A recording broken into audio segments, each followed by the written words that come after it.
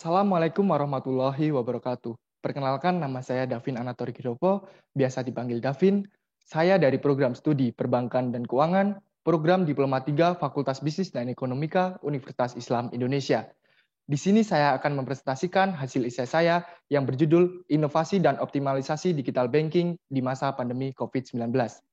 Sebelum membahas lebih lanjut tentang inovasi dan optimalisasi digital banking di masa pandemi, berikut ini kita lihat terlebih dahulu bagaimana awal mula terjadinya virus ini. COVID-19 mulai ditemukan pada akhir tahun 2019 di Wuhan, Cina, dan mulai terdeteksi masuk ke Indonesia sekitar bulan Februari 2020. Sampai dengan Oktober 2020, berdasar data WHO dan Kementerian Kesehatan, virus ini sudah menyebar ke 215 negara di seluruh dunia dengan tingkat kematian rata-rata 2,6%. Sedangkan di Indonesia sudah lebih dari 300.000 kasus terkonfirmasi positif dengan jumlah kematian lebih dari 11.000 jiwa. Angka ini masih terus bertambah. Bahkan dalam 2 minggu terakhir, rata-rata kasus terkonfirmasi positif tembus di atas 3.000 kasus per hari. Secara detail, perkembangan kasus positif di Indonesia tampak seperti pada gambar berikut, di mana tren yang ada menunjukkan perkembangan positif dalam 8 bulan terakhir, sejak ditemukannya virus ini masuk ke Indonesia. Dari posisi 1.500-an kasus positif pada Maret 2020, meningkat sangat drastis hingga lebih dari 300.000 kasus pada Oktober 2020 ini. Sebagai mitigasi risiko penyebaran virus ini agar tidak semakin meluas, maka dilakukan beberapa hal, yang salah satunya adalah dengan melakukan social distancing atau pembatasan sosial. Dengan pembatasan sosial ini, segala aktivitas harus dilakukan dengan menjaga jarak agar aman dari penyebaran virus ini. Masyarakat juga disarankan untuk mengurangi segala aktivitas yang tidak diperlukan. Pada beberapa daerah yang penyebaran virus ini sangat mengkhawatirkan, seperti Jakarta misalnya, dilakukan pembatasan sosial berskala besar atau yang umum dikenal sebagai PSBB. PSBB membatasi aktivitas masyarakat, baik perkantoran, sekolah, perdagangan, dan aktivitas lainnya. Sekali lagi, hal ini dilakukan untuk mengurangi aktivitas bersama masyarakat yang dapat menjadikan penyebaran virus ini makin masif dan sulit dikontrol. Tentu adanya pembatasan sosial yang diakibatkan COVID-19 ini berdampak kepada banyak hal, bukan hanya dalam bidang kesehatan, tetapi juga pada bidang lainnya. Dampak COVID-19 menyentuh hampir semua aspek kehidupan.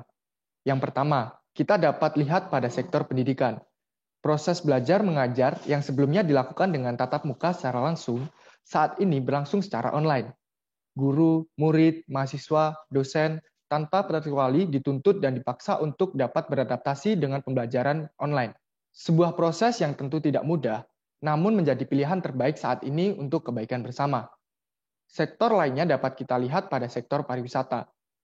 Risiko virus yang cukup mematikan ini menjadikan sektor pariwisata lumpuh. Masyarakat mengurangi berpergian dan memilih untuk berdiam diri di dalam rumah agar tidak terkena penyebaran virus ini. Lumpuhnya pariwisata tentu juga berdampak pada sektor ikutannya, seperti penerbangan, perdagangan, dan UMKM yang berada di sekitar tempat wisata. Demikian juga sektor lainnya. Terjadinya PHK pada beberapa perusahaan karena berkurangnya pendapatan perusahaan, menjadikan meningkatnya tingkat pengangguran. Daya beli masyarakat secara umum menjadi menurun, dan masyarakat lebih memilih berbelanja sesuai kebutuhan saja. Lalu bagaimana dengan perbankan? Sebagai lembaga keuangan yang terkait erat dengan kegiatan ekonomi masyarakat, tentu perbankan pun tidak lepas dari dampak adanya COVID ini.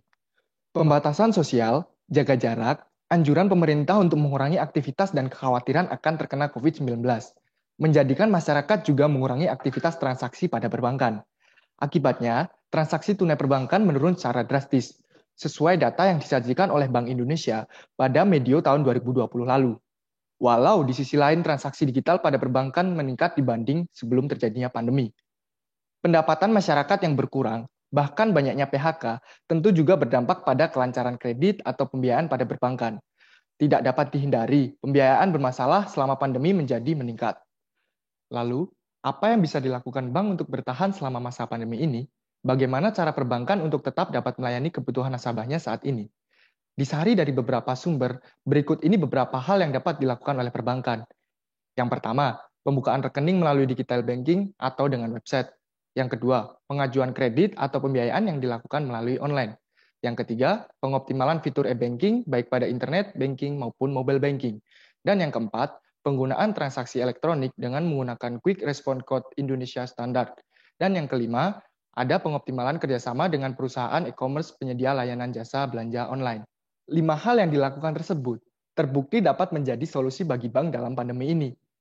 Melalui layanan pembukaan rekening digital, bank dapat tetap melaksanakan fungsi penghimpunan dananya pada masyarakat. Bank BCA telah membuktikan bahwa dengan adanya layanan pembukaan rekening menggunakan online video banking, rata-rata rekening yang dibuka tiap harinya melonjak 2 kali lipat dibanding sebelum masa pandemi. Pengajuan pembiayaan secara digital akan menjadikan bank dapat tetap merealisasikan kredit dan membantu masyarakat yang membutuhkan, seperti yang dilakukan oleh Bank BRI melalui digital lending ceria yang mengalami peningkatan signifikan sejak dirilis pada Januari 2020 lalu. Pengoptimalan fitur e-banking baik pada internet banking maupun mobile banking juga menjadi salah satu hal yang mutlak. Bank tetap harus mengembangkan fitur e-banking yang ada, agar dapat memenuhi kebutuhan masyarakat yang terus berkembang. Pengembangan fitur ini terbukti dapat meningkatkan pengguna layanan digital banking seperti yang dialami oleh Bank BTN, di mana penggunaannya naik menjadi lebih dari 1,2 juta akun dengan jumlah transaksi mencapai lebih dari 2 triliun selama kuartal 1 tahun 2020. Penggunaan transaksi elektronik dengan menggunakan Quick Response Code Indonesia Standard juga menjadi sebuah solusi baru. Sistem pembayaran non-tunai yang cashless dan contactless ini cenderung meningkat dan mulai umum digunakan masyarakat selama masa pandemi ini. Penggunaan QRIS makin mempermudah masyarakat untuk melakukan transaksi kapanpun dan dimanapun. Pengoptimalan kerjasama dengan perusahaan e-commerce penyedia layanan jasa belanja online juga harus dilakukan oleh dunia perbankan. Mengingat kondisi saat ini, masyarakat lebih memilih untuk bertransaksi jual beli secara online. Kesimpulan yang bisa kita ambil dari pemaparan tadi, dampak virus corona yang juga berimbas pada sektor perbankan harus disikapi dengan serius oleh dunia perbankan. Bank harus dapat menjawab permasalahan yang ada dengan menentukan strategi yang tepat sehingga kepuasan dan kebutuhan nasabah dapat terjaga.